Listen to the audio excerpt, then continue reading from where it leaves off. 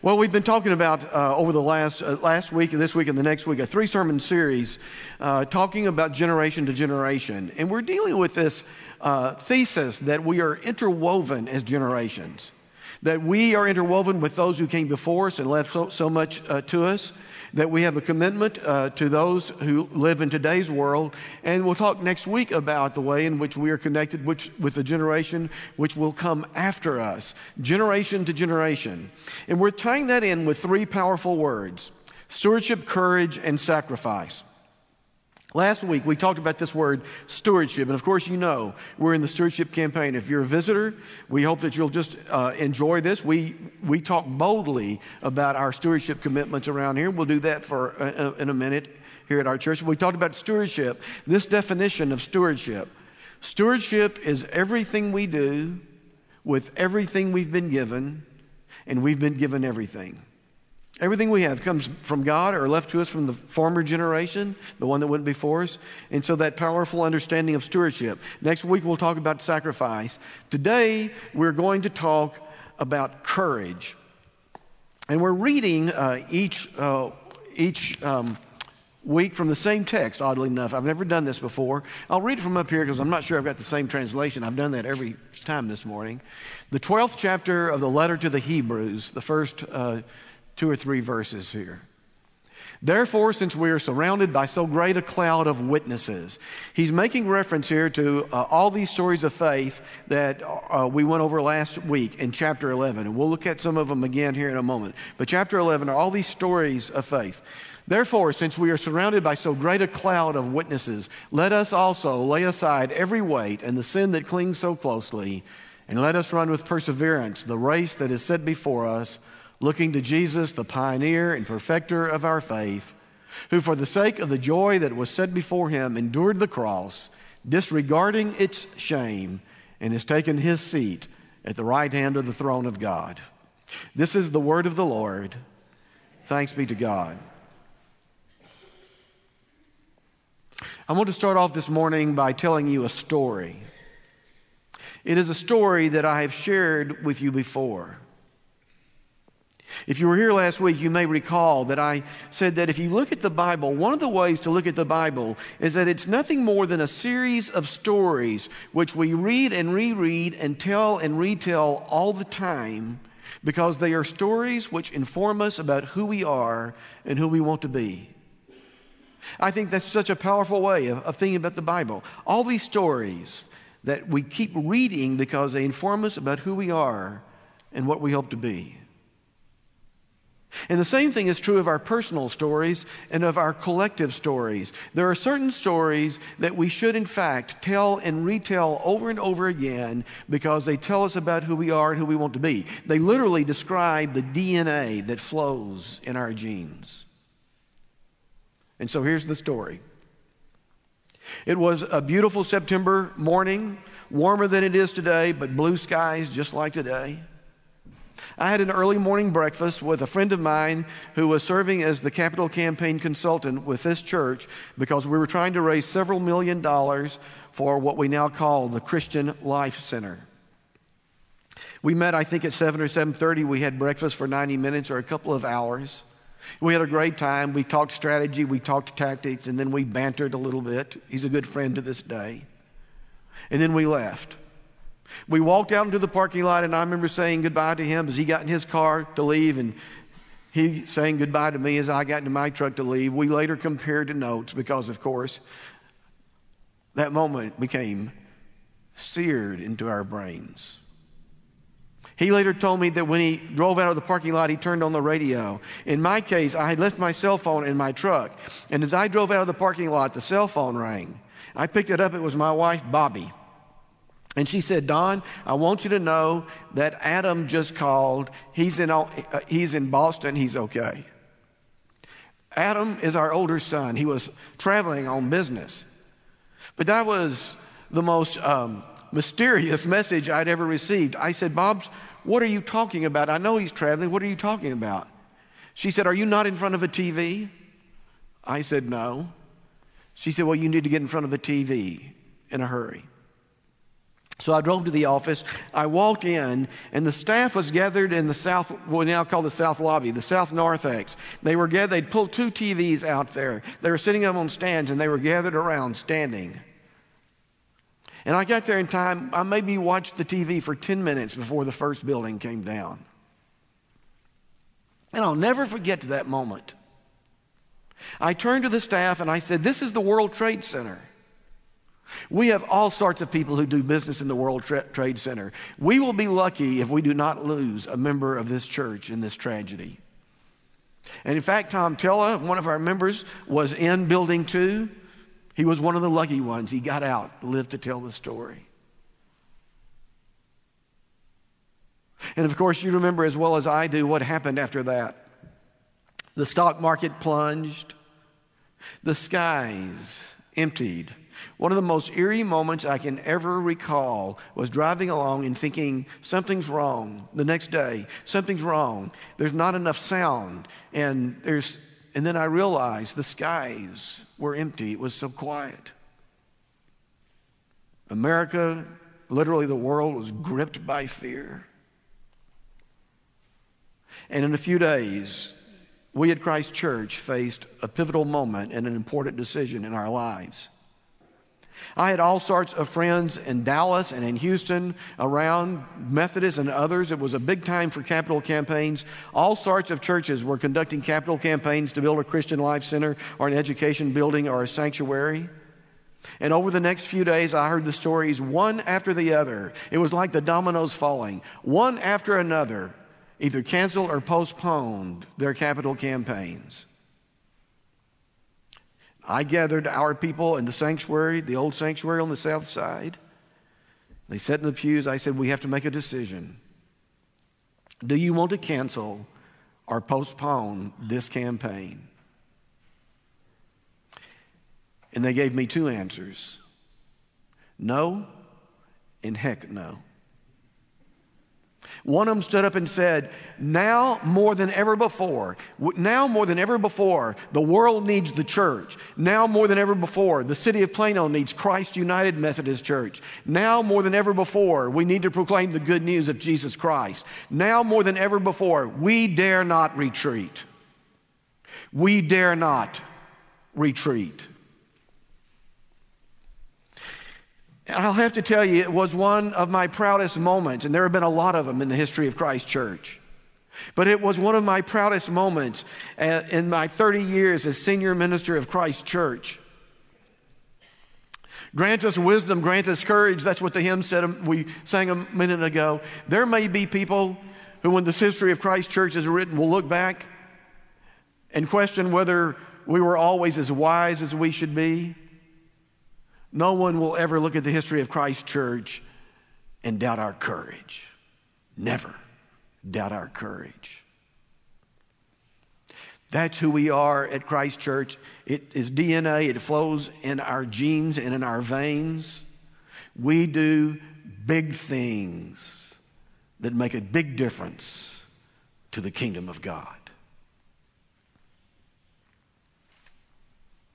We raised the money, we built the building, and most of you already know the results of that courageous decision. There are family life buildings, Christian life centers, whatever you want to call them, sitting around, the bishop knows this, they're sitting around the country, all over America, and they're empty. Every once in a while, the 2 associates, I can just see Alexandra and Stacy, will go over there and shoot some pool together or something. But not much else is happening. Maybe play a game of basketball now and then. We literally have dozens and dozens of programs that reach out to this community. I could spend 2 or 3 hours with a PowerPoint explaining those to you, but I want to tell you just one story. About a year after we built the Christian Life Center, we adopted a program called Upward Basketball, Upward Cheerleading. It is a Christian athletic program for boys and girls the age 5 and up who want to play basketball and learn how to do cheerleading. Every team has someone who prays for it. Every practice there is a devotional. Every game, halftime, there is a devotional. The first year of Upward Basketball, we had about 100 participants. The second year, we had about 200 participants. It grew every year. To date, we have almost 2,500 children who have participated in Upward basketball, Upward cheerleading. 2/3 of them, consistent with our mission to reach out into the community, are not members of Christ's church.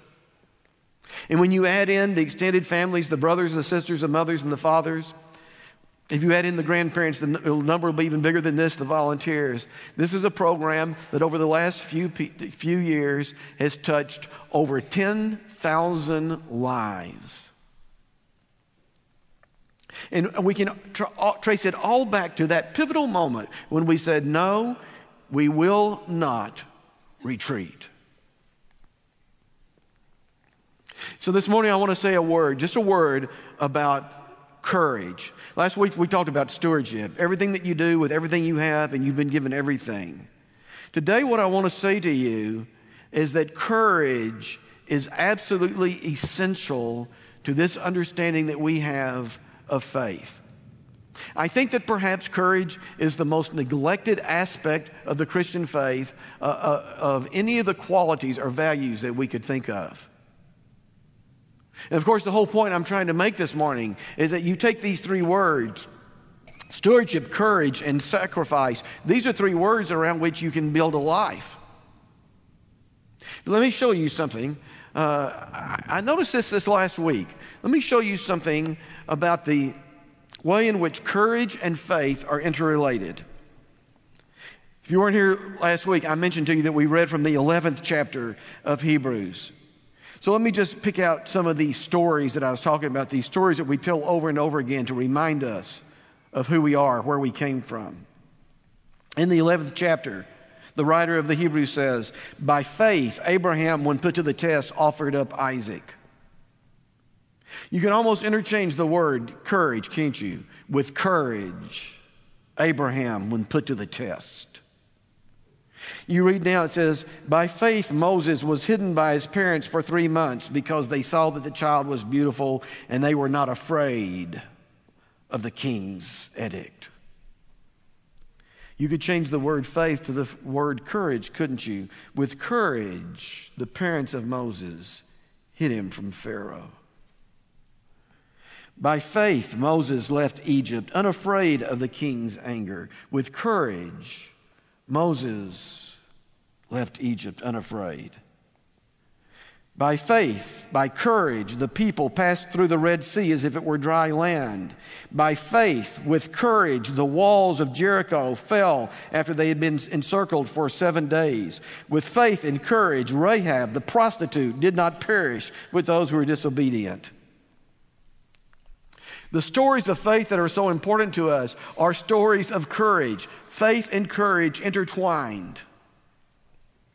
And he finishes the 11th chapter with these words. He says, and what more should we say? For time would fail me to tell of Gideon, Barak, Samson, Jephthah, David, Samuel, and all the prophets who through faith conquered kingdoms, administered justice, obtained promises, shut the mouths of lions, quenched raging fire, escaped the edge of the sword, won strength out of weakness, became mighty in war, put foreign armies to flight. And then he finishes it all up with these words from the 12th chapter we read a minute ago. Therefore, since we are surrounded by so great a cloud of witnesses, faithful and courageous witnesses, let us also lay aside every weight and the sin that clings so closely, and let us run with perseverance. And let us run with perseverance the race that is set before us. And so let me just say a word about this church's commitment to this generation, to this community, and to the community worldwide. I mentioned we would talk a little bit about stewardship. I had somebody the other day said, Don, I've never seen any pastor be so bold as you are when it comes to money. You ask people for a lot of money.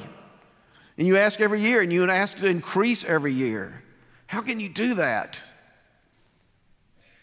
And my answer is always, I don't have a choice. I don't have a choice. This is who we are. This is what we do at Christ Church.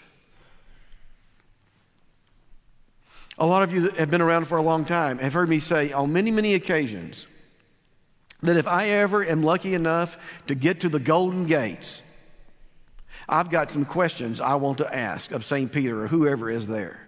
I mean, there are a lot of things that I've seen happen in my lifetime that just don't make sense to me. And I want some answers. But I got to thinking about that this morning, and I thought, it could be the other way around. If I'm ever lucky enough to get to the Golden Gates, they might have some questions for me as well. There's one question I don't want them to ask me. How could you have been the senior minister of one of the greatest churches in Methodism and failed to challenge them to do their very best? How could you have not had enough courage to ask the members of your church to do their very best for the kingdom of God? And so we believe in what we're doing. We believe passionately in what we're doing because we know that the ministries of this church are changing lives every single day. And we don't mind being bold about it. We ask for your generous financial support of these life-transforming ministries. Now I'm going to close with one more story. About a year after we finished the Family Life Center, the Christian Life Center, we started asking ourselves this question: what is God calling us, Christ United Methodist Church, to do in this city, in this place? And when we started looking around, trying to find some way to answer that question, what we discovered is that in the midst of all of this affluence that we have here at Christ Church, in the midst of all this affluence, there is poverty within walking distance of where you are sitting right now. And we came to the conviction that God is calling us to make a difference in the lives of those who live on the edge of poverty. What I call people who live with a poverty of hope and a poverty of opportunity. And we did two things. One is that we created the House on the Corner. You know about House on the Corner. We've now built 9 houses on the corner. We just moved the 9th one to the Douglas community on the east side of Central Expressway. I hope that sometime you'll drive over there. Talk to those who live in the House on the Corner, the 9 families whose lives have been transformed. But talk to the thousands who have worked on those houses, lives transformed. See how those 9 houses have transformed that community. But then we did something else. I went to the leaders of our building committee who helped relocate this church back in 1997, and I said, I've got a question for you. What if we were to design a mission program? These are what we call our signature mission programs at Christ Church. What if we were to design a mission program at Christ Church and we put as much thought and strategic thinking into doing it well as we did in relocating our church? And our leaders took me up on that challenge, and the result was Project Hope. It is a program unlike any other mission in the country. It is designed very specifically. It is clearly not a handout program.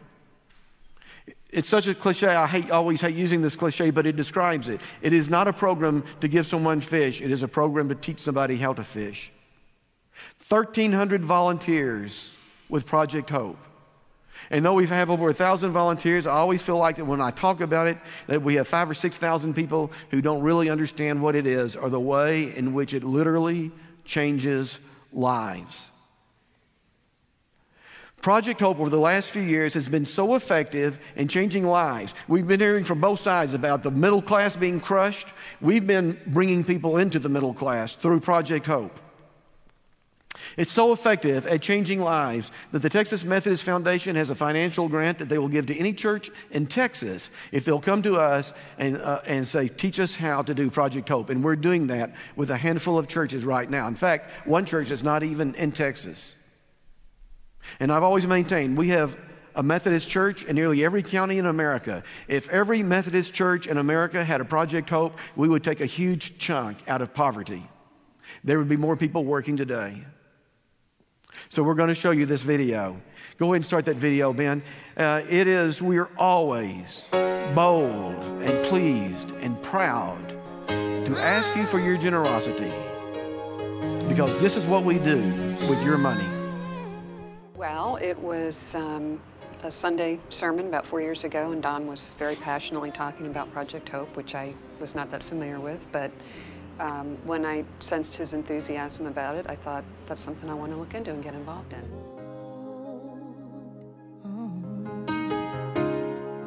Never kept a shooting star. So I started out helping out at a seminar, family seminar, and went on to do budget coaching and family faith coaching, and now I'm an employee, case manager. Dreaming just to find that you're awake, and the magic that surrounds you can lift you up and guide you on your way.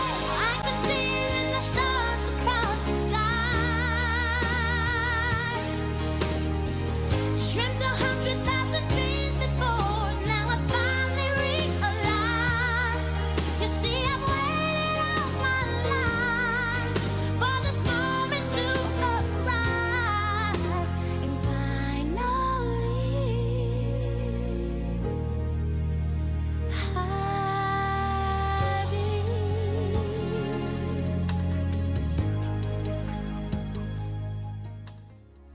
heaven knows your existence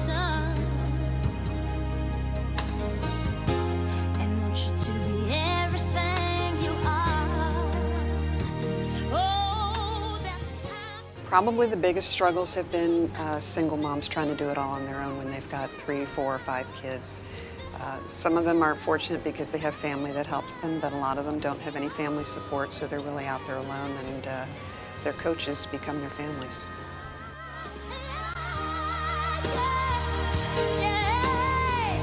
Dreamt 100,000 dreams before, now I finally realize.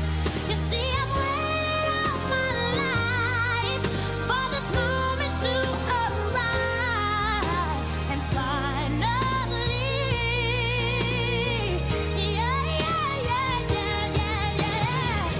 I believe in the impossible. If I reach deep within my heart, overcome the obstacle, won't let this dream just fall apart. You see, I strive to be the very best, shine my light for all to see. 'Cause anything is possible.